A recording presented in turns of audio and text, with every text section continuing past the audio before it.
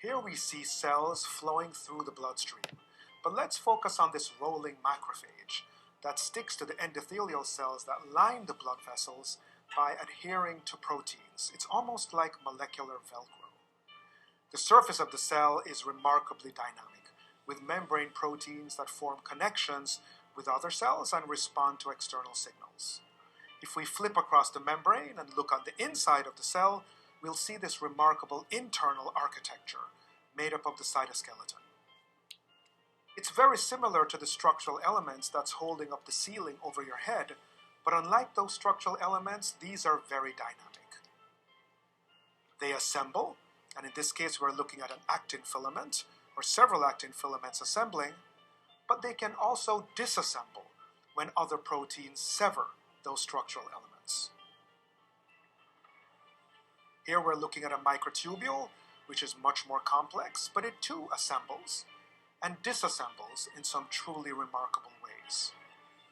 These structural elements also serve as highways that motor proteins use to drag, for example, vesicles.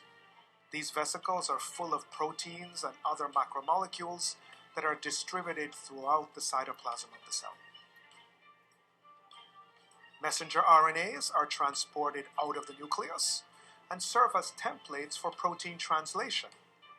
So ribosomes assemble on these messenger RNAs, and as those proteins are made, some of them are free to float in the cytoplasm, while others bind to other proteins that help target them to organelles such as this mitochondrion that you're seeing right now.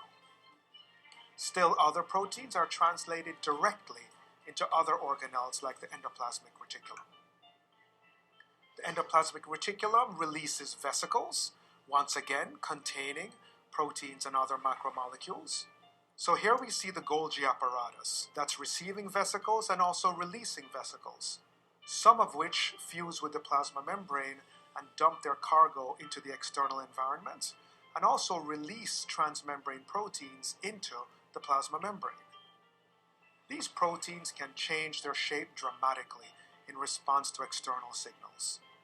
These changes in shape allow them to bind to other proteins, which in the case of this macrophage causes it to stop rolling, dramatically change shape, and squeeze in between two neighboring endothelial cells to go and fight infection in the tissue.